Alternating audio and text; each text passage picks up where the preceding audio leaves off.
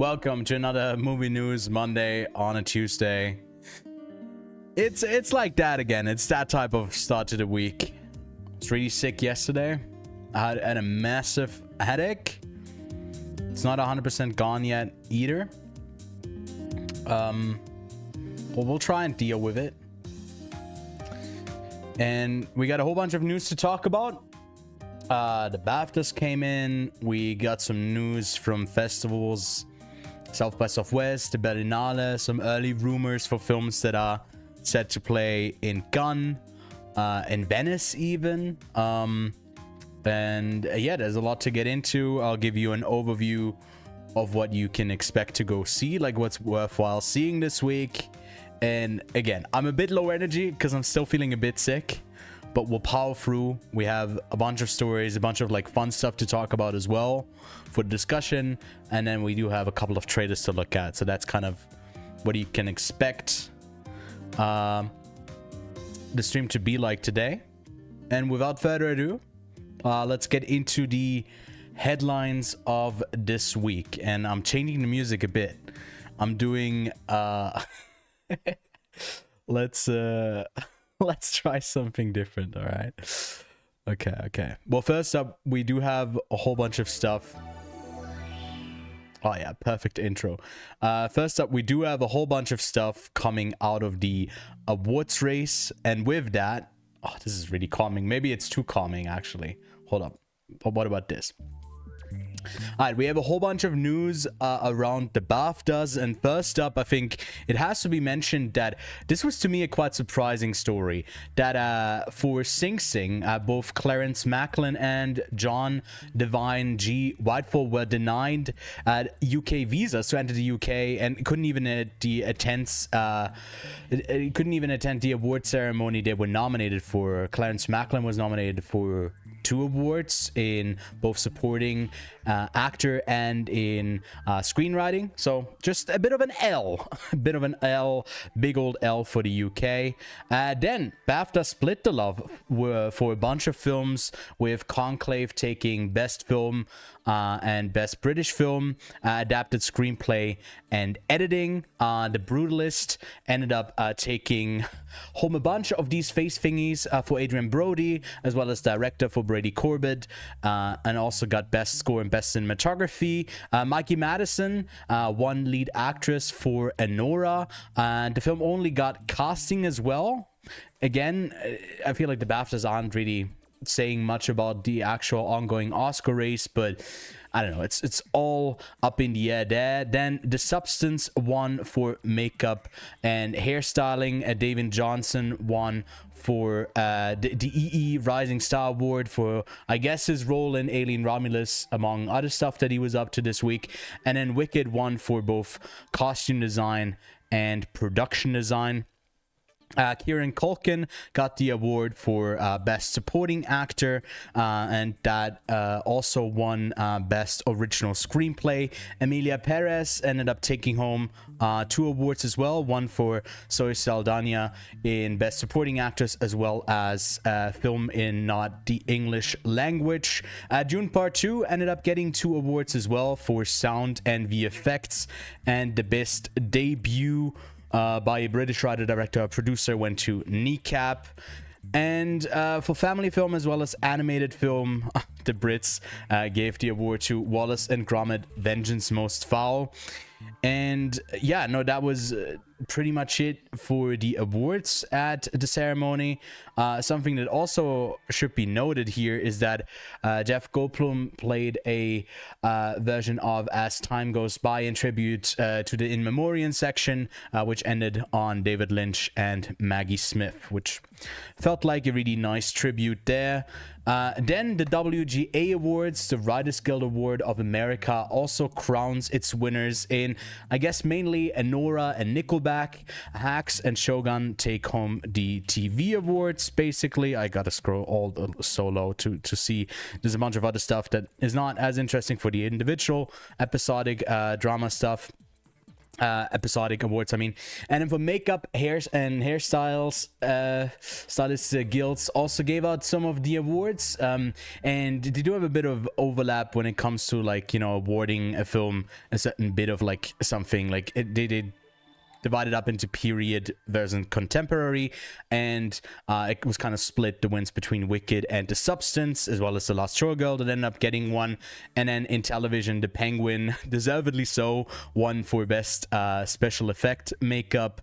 Period piece, Bridgerton, Palm Royale, Emily in Paris, Abbott Elementary, kind of split the love around. But yeah, that's it for the stories that were at the award show. And you know, anyone who wasn't at BAFTA was in the audience at SNL 50.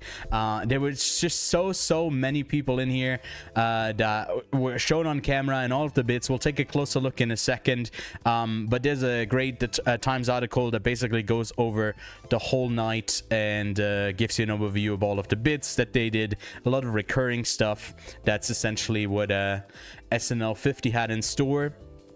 And then the one thing that I do want to take a look at, to me also, and to Kevin, this was the funniest moment of the night. Crazy the amount of screenshots that you could take for like people. I mean, this is Jerry Seinfeld, but it's just like crazy. There was always some celebrity on screen for that. So yeah, pretty entertaining if you just want to play Where's Waldo, and Waldo is every single celebrity in Hollywood. But then there's also some other news stories that we can get into. For example, here, No Other Land directors, they denounced Trump's Gaza takeover plan. They call it very irresponsible and immoral. And as that movie is the frontrunner without a like actual distribution in the States, I mean, hopefully it gets it once it likely takes home the win, but we'll have to wait and see. But definitely in support of this, of their statement here. Then Netflix content chief calls Emilia Perez controversy a bummer, and says she would still buy the movie today, which isn't that great. Robert Pattinson says that the Batman 2 is set to begin filming at the end of this year. It's crazy how long that's taking. Michael B. Jordan says he's proud of Creed 3 co-star Jonathan Majors and would work with him again. Julianne Moore details great shock of learning Trump banned her children's book. Her 2007 book, Freckle-Faced Strawberry, was banned by the U.S. Department of Defense in a recent purge of books tied to race, gender, and sexuality. And it is basically a semi-autobiographical story about a 7-year-old girl who dislikes her freckles, but eventually learns to live with them when she realizes that she has that she's different just like everybody else is. And yeah, a bit of an odd thing to ban that story, but I don't know what's going on. Then Maya Hawke laments some producers relying on follower accounts to cast films. She recounts a producer telling her, just so you know, when I'm casting a movie with some producers, they hand me a sheet with the amount of collective followers I have to get of the cast that I cast. So if you delete your Instagram and I lose those followers, understand that these are the kinds of people that need to cast around you. So yeah, we'll definitely talk about that a bit more. It's just an odd development in the industry. Then Kevin James, action comedy Guns Up gets acquired by Vertical. Screamboat, yes, Screamboat from the Steamboat Willie public content stuff, and now they can make those shitty movies. It's getting a UK deal, so if you want to see it in theaters, it's coming to the UK. This one is interesting and really fun though. The new Wes Anderson film, The Phoenician Scheme, lands a global distribution deal with Focus Features and sets a release date in limited release in the States in May, and then on June 6th it will come out worldwide. With that release, it kind of perfectly slides into a gun premiere as well, I'm just saying.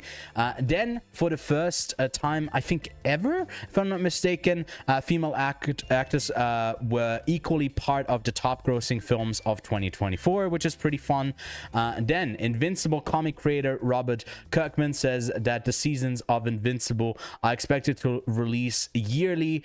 Season 3 has been very solid so far in my opinion. It just there's hardly anyone talking about it because it just kind of comes and goes really quickly. So I hope it kind of picks up steam because it's been pretty solid so far.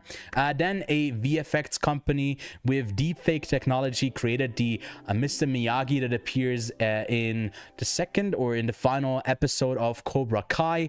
A voiceover sound-alike actor delivered the lines and emoted like Pat Maroda would. Then an AI filter was used with archival audio from Pat Maroda. And I've seen the scene in question myself. It is incredibly jarring and looks, I don't know if they have a picture here. It looks really, really bad.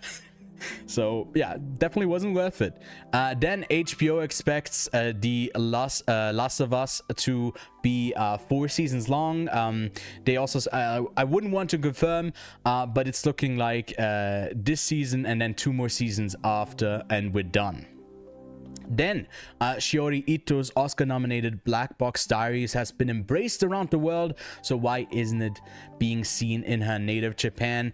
We also have down here, I believe, a change.org petition to finally get it into Japanese theaters. It's crazy that the issue and the reason why Shiori Ito made this film was essentially that you know, because she couldn't otherwise have dealt with her issue because it wasn't being solved internally in Japan, so it feels very necessary for this movie to be screened there. We have an interview with Shiori Ito up on the channel that I think turned out really great, so go give that a watch. Go watch the movie, my favorite film of last year. So yeah, give it a watch and also sign the petition if you can. Then Brady Corbett says that the Brutalist made him $0 following the I guess long-running 6-month campaign after it premiered in Venice. Yeah, and he says he's not the only one who is struggling to pay their rent. Then what can we expect in Gun? Can we expect to see Mission Impossible: The Final Reckoning, a new Jim Jarmusch movie, Linklater's Nouvelle Vague, or Fatih Akin's Amrum? All of these, we'll go over this article a bit more in detail because it lists out a whole bunch of anticipated films that even include Luc Besson's Dracula, Terrence Malick, The Way of the Wind. We'll take a closer look at this in a second.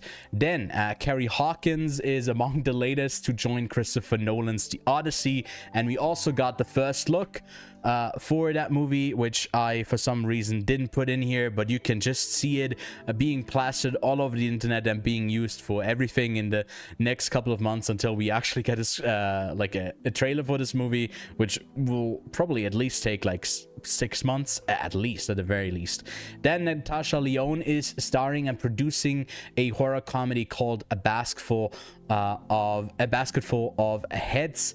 Annie Lily Amipur, who made A Girl Walks Home Alone at Night, is directing the adaptation of the 7-issue comic series by Joe Hill. And also this music is a bit too, let's give it a bit more energy.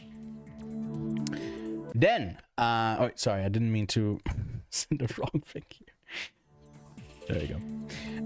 Then Catherine Hardwicke, who directed Twilight and 13, is helming the movie Street Smart, which stars Isabel Furman, Yara Shahidi, Michael Chimajo, and more. Then a Goonies sequel is apparently in the works over at Warner Brothers, and the music video director Chris Mars Pilario makes his feature debut with an indie horror film starring Aaron Holiday, Jeremiah Fowler, Michael Abbott Jr., and Sean Gunn called Apopheniacs. I don't know how you pronounce that. A first look for Beast in Me, starring Russell Crowe and Luke Hemsworth, was released, and this MMA action movie is currently trying to sell at the European film market, which is also weird because there's apparently like a version of it up that's called A Taste for Blood, so I don't know, they couldn't settle on a title just yet.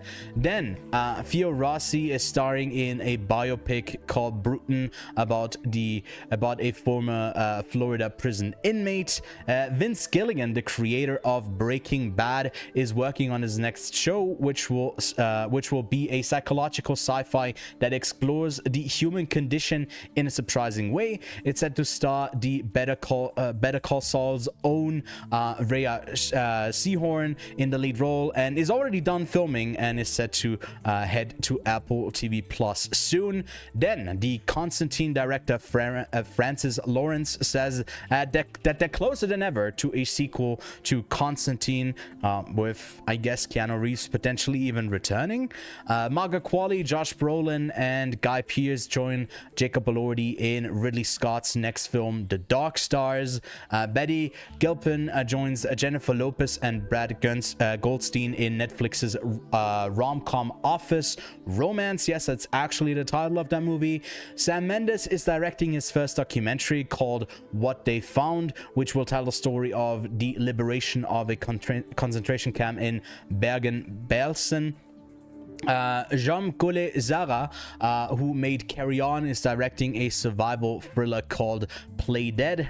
Then Liam Neeson is not done with action just yet. He stars in The Mongoose, which is currently filming in Australia alongside Marissa Tomei, Vin Rhames, and Michael Chiklis.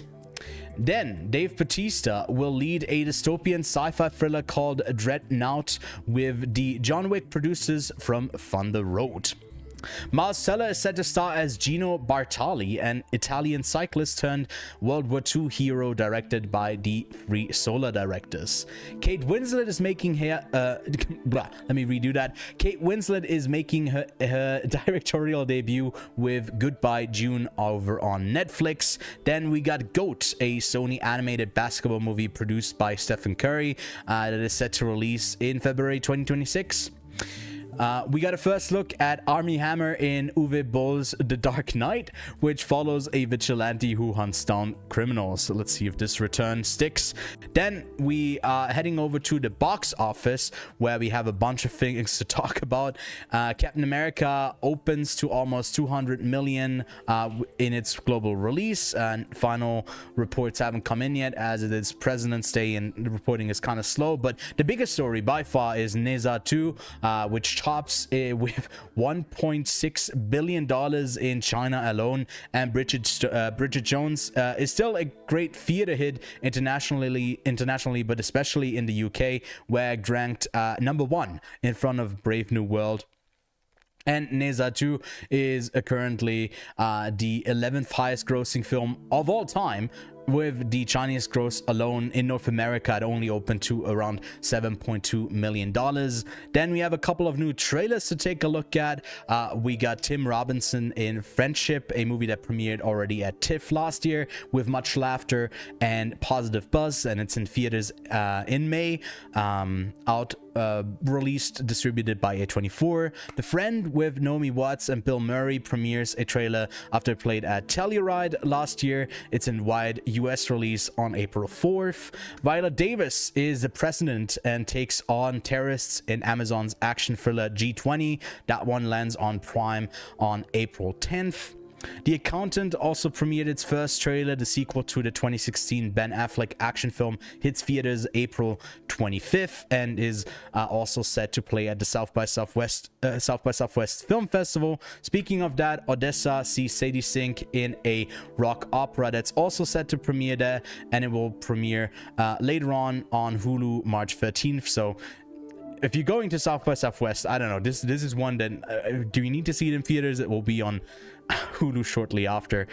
We also got Samara Weaving getting stalked by an obsessive fan in Borderline. That one's out in theater on March 14th. And then we do have a couple of stories coming out of Berlin. Mickey 17 premiered. We also had the premiere of Dreams from Michel Franco, which starred Jessica Chastain. We got Hot Milk with Emma Mackey, Wiki Creeps, Fiona Shaw, as well as Late Shift or Heldin, among many others that screened at the festival. And I can already say that Late Shift is looking quite promising. It's a Swiss co-production, and I think it's not too unlikely that maybe us Swiss people can expect to make the international Oscar shortlist this year, because it's that good. I already had the chance to see the film, and it was pretty great. Then the aforementioned South by South Film Festival is happening from March 7th to the 15th in Austin, Texas, and it has announced all of its I guess, movies, which include, I believe, 123 or 111 when you... well, there's also a couple of TV things that aren't in here. What I did is just I watched the Intercut podcast, which went over a whole bunch of the titles, and I just watch listed most of them because a lot of them actually did sound intriguing. So that's the best place to get your coverage on what's coming up. If you're in the Austin area, there's a lot of other stuff to do while the festival is on. So yeah, go check it out. Then wait, well, sorry, that I guess I should have given you something more there with the festival lineup. Some of the highlights include the headliners here, which include Ash and The Simple Favor, Death of a Unicorn Drop, Holland, and The Accountant 2. Those are the headliners, but we got a lot of like other interesting titles in there as well. But then let's get to the new releases of the week. On February 21st, we are getting The Monkey, which to me was a bit underwhelming, as you can see by my rating. I think if you vibe with it in the first like 20 minutes, you'll like it, but if you're not, then it might be a bit of a tougher sell. The Unbreakable Boy, which is Zachary Levi, I don't know, an autistic kid, and he's got to learn a lesson. I don't know about this one. Then there's a bunch of films that hit VOD this week, including The Brutalist. Then Companion comes out on Premium VOD. We also got Dogman out on Premium VOD, which I actually just watched before the stream. It's pretty decent. Looks pretty decent. Then The Last Showgirl is out on VOD, as well as Love Me, which I thought to be a bit all over the place. We also got Mufasa, which definitely skip out on that. That's pretty shit. We got The Room Next Door, also out on VOD, which won Venice last year. Then we have on Paramount Plus Sonic Free, and then The Lion one, which isn't getting the greatest reviews early on, is out on Premium VOD. Then on the 19th, we are getting Win or Lose. I got to see the first 4 episodes of this. It's pretty solid. It's got some ups and downs, and I think there's a lot of like behind the scenes stories that have been in the news, which I haven't kept up with, but the series itself is pretty decent. It's got a great look. I mean, it's Pixar after all. Then we got Robert De Niro in 0 Day, a limited series over on Netflix. Reacher season 3 premieres over on Prime, and then on the 21st over on Mubi, we are getting Grand Theft Hamlet, a retelling of Hamlet in GTA.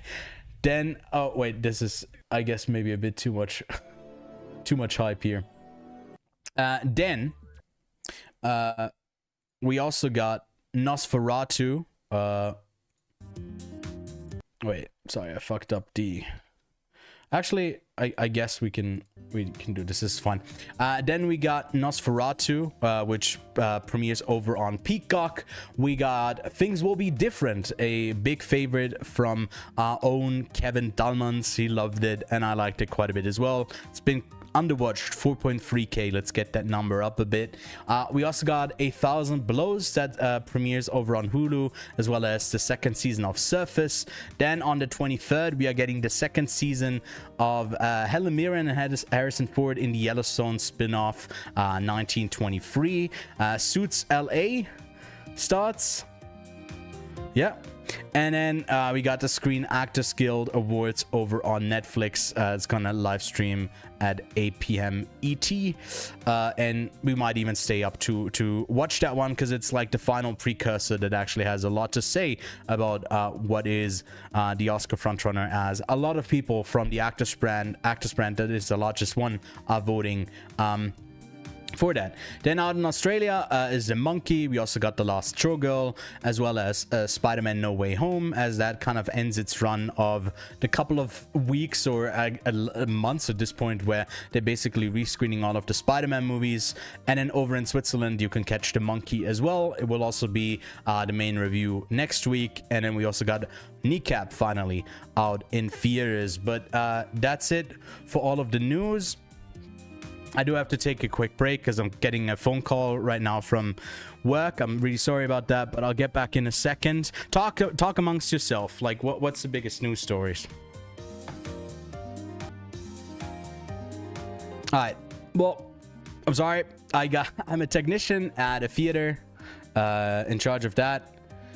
And operator, I don't know, something didn't work, and it wasn't really your fault. Never mind. Let's not get into that because it's a bit annoying. But let me fix it up for him. Actually, this might be interesting for the stream.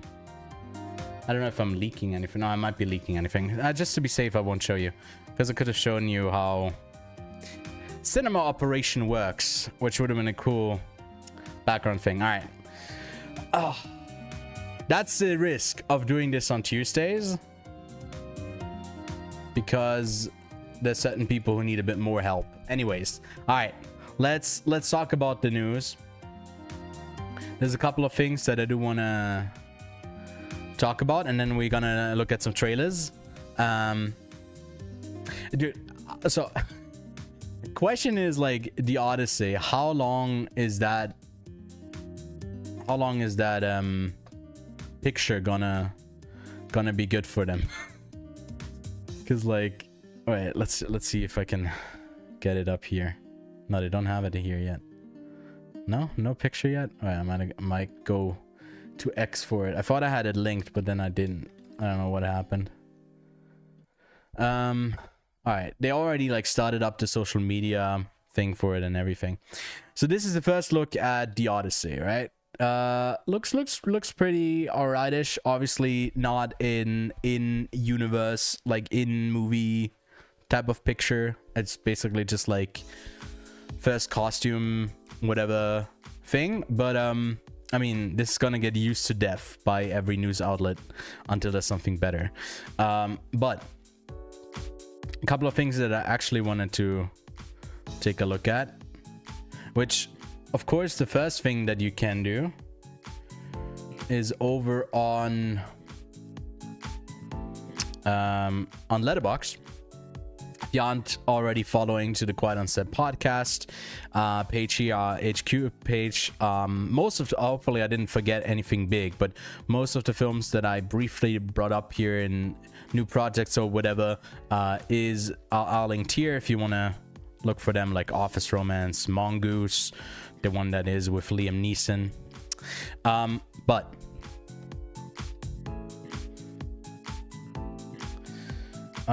But let's have a look at...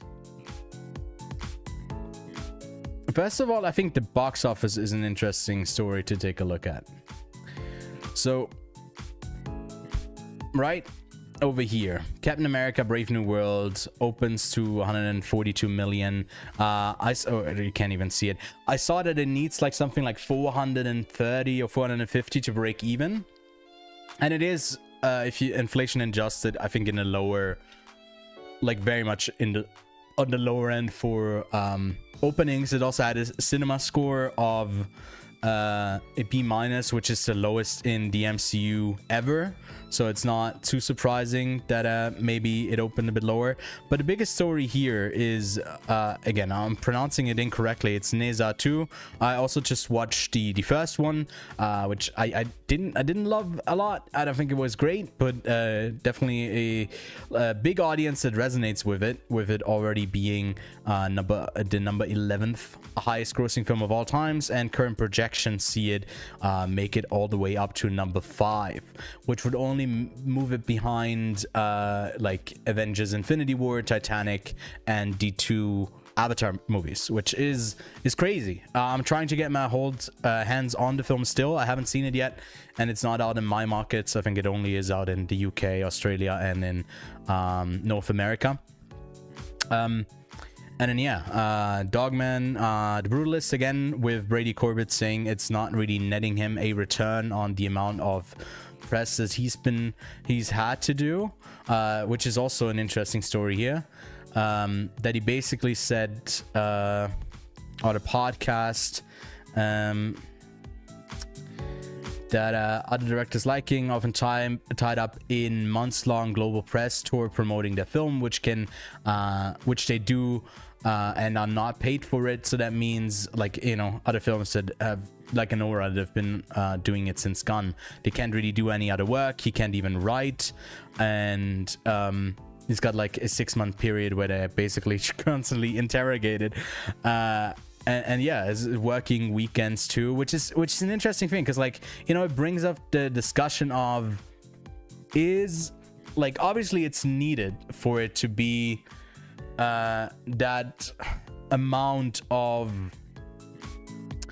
I don't know, that amount of press is kind of needed for you to stay at the forefront of the awards race, I guess. But is it to the benefit of these smaller movies that so depend on getting awards recognition to even turn a profit? But here they're not even turning a profit for the one who helmed, like the one who made it, which is yeah, I don't know if the whole campaigning is a bit annoying, because like in a perfect world it would just kind of be carried by whatever, by just like the quality of the film, but it is what it is. Then, you know, some of the Saturday Night Live stuff, I haven't seen any, like I didn't check this out, like the red carpet stuff with Amelia, but I'm sure she had a bunch of fun interactions here with Quinta Brunson. There were a ton, and I think there were a couple of fun bits. Obviously, as someone who hasn't watched like much of, if anything, of SNL, you can see I watched all of these. I watched all of the the SNL 50 clips, and a bunch of the clips I like, a bunch of the bits I didn't know. I don't think that like the I don't know, the musical performances were hitting it for me. And then I think it was overall well intentioned. To me, like one of the highlights was Adam Sandler doing a song. And yeah, there was some funny bits in there. I think the best one was Meryl Streep. I think she carried that. I'm trying to find where she was, but there was one bit that she was in, and obviously like there we are, Close Encounter. I think this one also, it seems to be one of the more popular ones, apart from Black Jeopardy and Scared Straight is pretty popular. But yeah, I think that was the biggest one then, and I think it was also the best one. This one was a bit weird. I guess he was tied to it, but yeah, I don't know. Alec Baldwin in there is a bit of a jump scare. And then yeah, what else was there? The Odyssey. This to me is pretty exciting. The Cannes and Venice Film Festival lineups. Let's see what we can expect from these festivals. I just got a message from the person I stayed with 3 years ago on the actual like island, that he has like one spot left, and he messaged me if I'm coming back to Venice. So if I can, I'll definitely go back. But it is a costly endeavor, and I think Cannes definitely won with the better lineup last year. I mean, it had the substance, it had the girl with the needle and Nora. It also had, you know, the Emilia Perez, which, you know, don't like it, but it was very popular at the awards race, and you don't really have a ton other than The Brutalist coming out of Venice this year. But there's a rumor that maybe Mission Impossible: The Final Reckoning could be that. There's usually like the one or the other like big blockbuster that makes it all the way there, and they say it's currently like a 50-50 chance at the moment. There's a couple of blockbusters that have already confirmed to not head there, like F1, like Superman, like Elio, or 28 years later. Elio would be like something that they would show on the final day. Sometimes they do that stuff where like 2 years ago they had Elemental, they had the final slot. I forget what, even if they, I don't think they had one last year. For some reason they didn't have an actual like final movie. Let me switch to music here. They didn't have a final movie last year. They just like rescreened Nora, but the ones among them that are rumored to maybe appear at the festival is the new Jim Jarmusch film, Father, Mother, Sister, Brother, which I'm looking forward to.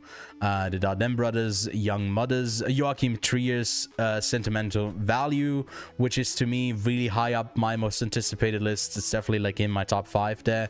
Then the director of Tchaikovsky's Wife, and he also made Limanov, 2 movies I didn't like. He is making the disappearance of Joseph Mengele and Wes Anderson's The Phoenician Scheme. I think that one is pretty much, to me, a lock that it will appear there. Would be surprised because they've been pretty friendly with Wes Anderson in the past. And Fatih Akin, a bit more of like a director. It's known in Germany. I don't know if I'm liking the vibe of this music too much. Hold up, let's switch to the tried and true familiar Bellatra music. With Diane Kruger as well. Then yeah, An Affair. Then this one, the second film this year from Richard Linklater, Nouvelle Vague. That would be amazing if we get that one. And haven't had a look beyond this. So the doctor says I'll be alright, but I'm feeling blue. I haven't heard of this one much. Ariasa's new film, Eddington, that would be fun. Spike Lee's Highest to Lowest, the remake of Kurosawa's film. Laszlo Nim's Orphan, Resurrection, Couture. Okay. Angelina Jolie at the festival. I mean, they definitely say yes to that. Then they definitely another big Pate film after the success of The Count of Monte Cristo last year. That will make sense. Kristen Stewart's directorial debut, the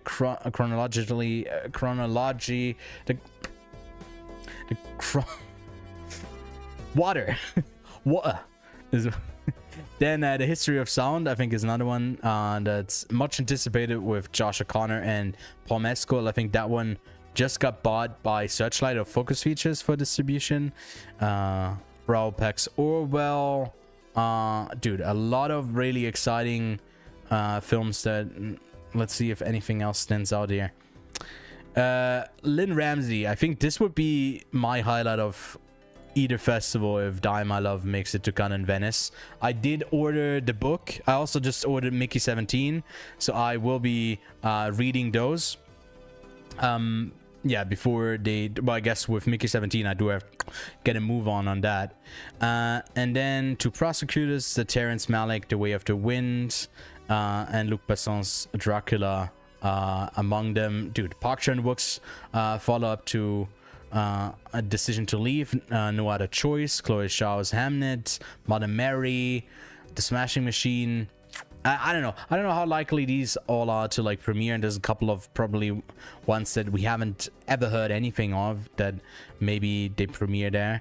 It's crazy if Edward Berger's already done after Conclave and has his next one ready to go. The Ballad of a Small Player, Noah Baumbach's next movie, Deliver Me Nowhere. So it will be revealed mid-April, and I think I'm sending in my application at the beginning on 1st of March actually. So I'll keep everyone posted on what the status is on that. And then for the Berlinale, we'll also have our coverage next Monday or Tuesday as well. We'll have a guest on from Scotland that currently is attending the festival for us, and I also have screened a couple of films from there through screeners. Other than that, I think let's have a look at the trailers, and then yeah, I think we'll take a look at some trailers briefly. We probably won't watch like the whole one just so we get a vibe for it. So let's have a look at a movie that I'm very much anticipating, Friendship. It premiered at TIFF last year, got some pretty great responses so far. If you vibe with Tim Robinson's humor, I think this could be a very fun one. So let's take a look at Friendship. Hello?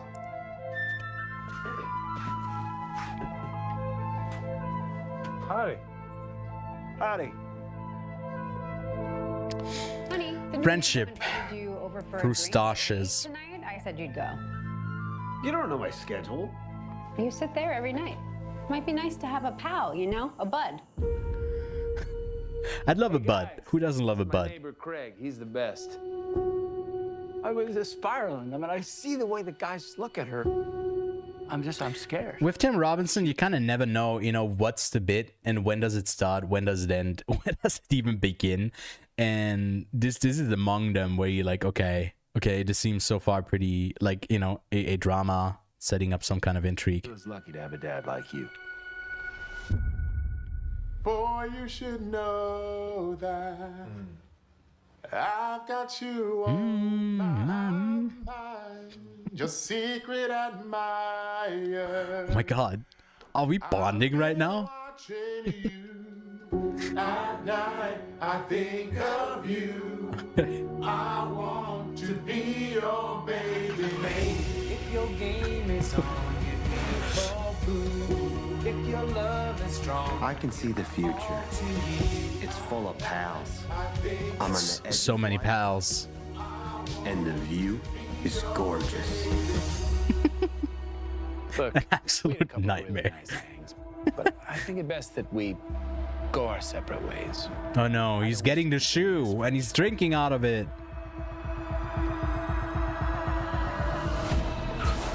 You all accepted me way too fast. You can't do that. You made me feel too free. People need rules. You should be dead, you psycho! Who are you? Give me a second chance. I just want to rewatch I Think You Should Leave. Right, it's A24 is not too happy for me watching the whole trailer, but There's a new Marvel out that's supposed to be nuts. We should go see that. in perfect timing to that release. Yeah, I'm looking forward to this one again out in theaters in May in the States. Because it is A24, it only handles stateside distribution, so I'm really hoping I don't see it likely that someone picks it up for like some European markets, but fingers crossed I'll get to see this one sooner than later.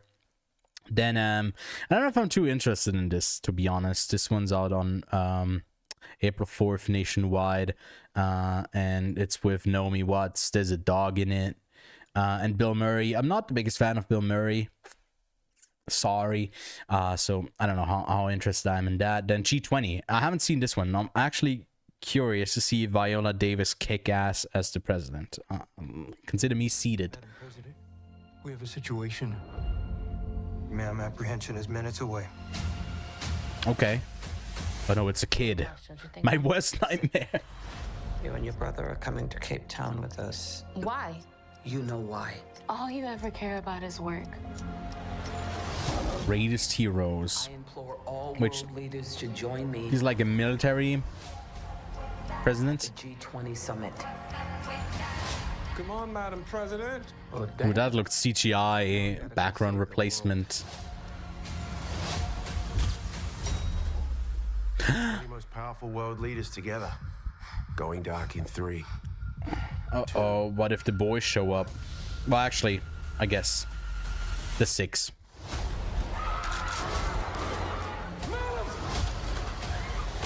Wait, so this is by Amazon, and there's no tie over to the boys, right? So he's just playing another character. There's also okay.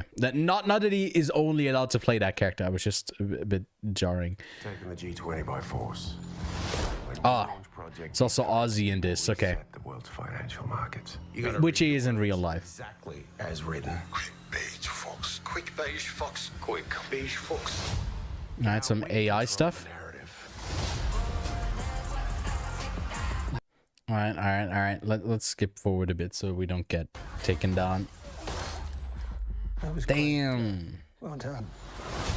They've got at least 5 hostages in the kitchen. So far, I'm not seeing a lot of action in this. Do not leave them. Maybe they're saving it for the action movie. But you know, it's got that Die Hard You get around, framing. I'll get around to you too. Mom, I can help. Lights up. Find her. Where am I just don't need a kid in this as well. It adds some stakes to her. All right, I got the vibe.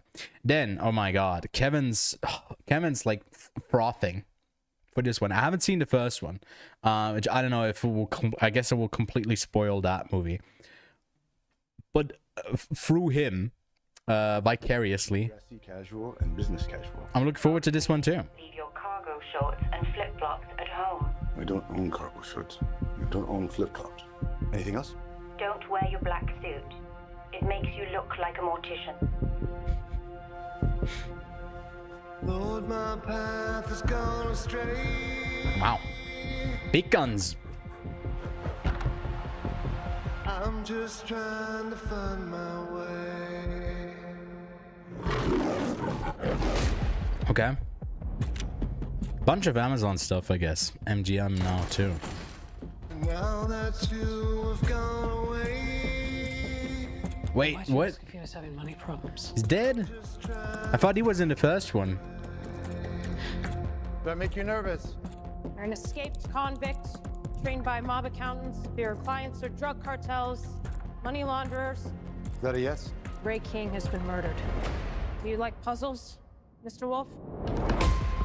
I need your help Yeah. to finish the job you started. What are you doing? Waiting for you to finish. So you can. Do what I need to do.